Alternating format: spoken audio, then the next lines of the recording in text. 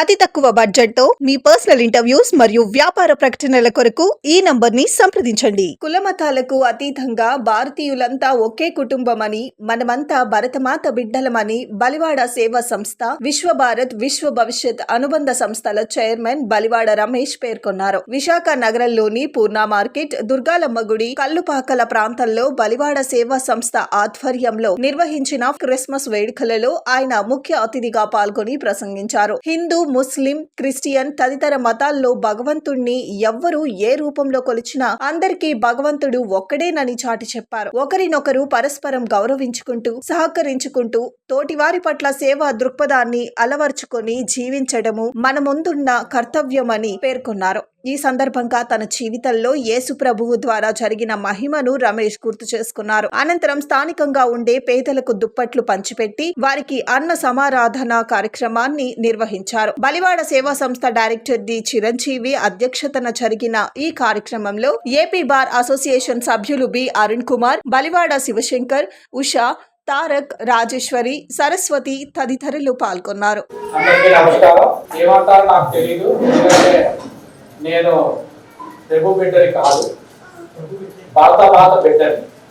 ఎందుకంటే నా పుట్టుక ఈ భారత మాత, నేను పెరగడం ఈ భారత ఖండం మీద పెరుగుతున్నాను. కులము, మతము, దైవము ఇవన్నీ నాకు తెలిసింది నా తల్లిదండ్రులు ఏదైతే చెప్పారో, నా తల్లిదండ్రులే నా మొదటి దైవం, చివరి దైవము. ఏ రూపంలోనైనా ఎవరినైనా కొలవచ్చు, ఎవరికైనా ఏదైనా మంచి చేయొచ్చు. మంచి అనేది ఒకటి చేయగలిగితే అది దేవుడు ఏ రూపంలోనైనా సరే దీపిస్తాడు. అది ప్రార్థనా పత్రాలైనా పూజా పత్రాలు.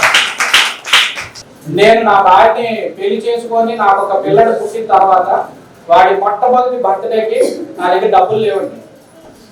చాలా ఇక్కడే చిన్న పరిస్థితుల్లో నేను ఒక ఉద్యోగం చేసుకునేవాడిని. వాడి మొట్టమొదటి బర్త్డే వచ్చింది, నా భార్య కోరింది బర్త్డే గ్రాండ్ గా చేద్దామని. తక్కువలో తక్కువ 7,000 రూపాయలు ఖర్చు అవుతాయి, కొంతమందికి భోజనం పెడతాను.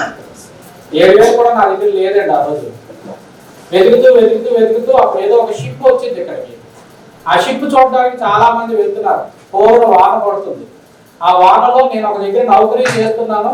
ఆయన సిమెంట్ బ్యాగులు తడిచిపోతాయి, వానలు తిడతాడని చెప్పి ఆ సిమెంట్ బ్యాగులు మోయడానికి కళాశీలు లేకపోతే నేనే ఒక కళాశీగా వెళ్ళి అది రక్షిద్దామని చెప్పేసి ఆ బ్యాగుల్ని బలపరుద్దామని చెప్పేసి ప్రయత్నించినప్పుడు నేను అంత ఫాస్ట్ గా వెళ్తుంటే ఆ పూర్వ వానలో సడన్ గా ఆ వానర్ గారి బండి నేను బ్రేక్ వేసి ఆపితే నాకు ఒక సిలువతో ఉన్న ఒక చైన్ దొరికిందండి, బంగారం చైన్.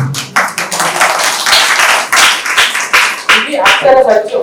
నా జీవితంలో నాకు జరిగిన ఒక పెద్ద సత్యం ఇది. అది జరిగితే ఆపి దాన్ని తీసి ఒక 5 నిమిషాలు నేను కళ్ళు మూసుకొని ఇది బంగారం అయితే బాగుంది, నా బిడ్డ బర్త్డే జరిగిపోతుంది అనుకో ఒక ఆశతో మనిషి బ్రతుకుతాడు కనుక ఆ ఆశతో దాన్ని గుప్పెట్లో పట్టుకొని చీకట్లోకి వెళ్ళిపోయి ఎవరో లేని ప్రదేశంలో నా గుప్పెట్ని ఇలా తీసి చూశాను. ఆ శిలువ మీద KDM అని ఉంది. ఈరోజు మనం ఈ బంగారాన్ని ఎంతో విలువిస్తున్నాం. అంటే ఆ శిలువ KDM బంగారంతో చేసింది. అంటే అది ఖచ్చితంగా ప్యూర్ బంగారం, మన లేకపోతే. అంటే నా బిడ్డ బర్త్డే చేయడానికి నాకు ఏదో ఒక రూపంలో భగవంతుడు హెల్ప్ చేశాడు. ఆ భగవంతుడు ఆ రోజు ఆ ప్రిన్సెస్ లో ప్రభు రూపంలో నాకు హెల్ప్ చేశాడు. సో ఆ సిలువని నేను దాచుకొని ఆ చైన్ ని మా ఓనర్కి చూపిస్తే ఆయన ఒక 5,000 రూపాయలు వస్తుందని చెప్పి ఆ ఓనర్ నాకు 5,000 ఇచ్చేది. కానీ మార్కెట్లో దాని విలువ 8,000. సరే, అక్కడ కూడా ఏదో ఒక మోసం జరగాలి, ఎవరినో అక్కడ ప్రభు చిత్తంతో ఆడిని రక్షింపబడాలని చెప్పి 5,000 ఇచ్చేసి రాత్రి లారీ ఎక్కి మా ఊరు వెళ్ళిపోయి ఆ బిడ్డ బర్త్డే ఘనంగా చేశాను. చేసి వచ్చిన తర్వాత ఈ సిలువ నా దగ్గర చాలా సంవత్సరాలు దాచాను. ఆ సిలువని నేను మళ్ళీ ఎప్పుడైతే ఇప్పుడు మీ అందరికీ తెలుసు కన్నిమేరమ్మ తల్లి గుడి, మేరీమాత గుడి అంటారు.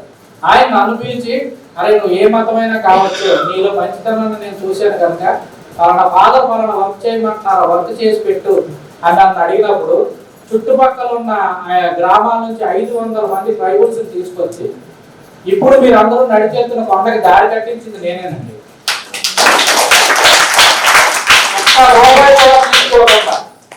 ఎందుకు అంటే ఆ రోజు నా కొడుకుకి ఆ ప్రభు ఇచ్చిన ఆ శిలువ, ఏ మహానుభావుడు మెడల నుంచి పడిపోయిందో నా కొడుకు బర్త్డే జరిగిపోయింది.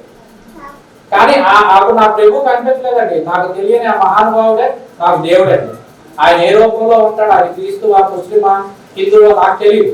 కానీ నాకు దొరికిన రూపం శిలువ రూపం.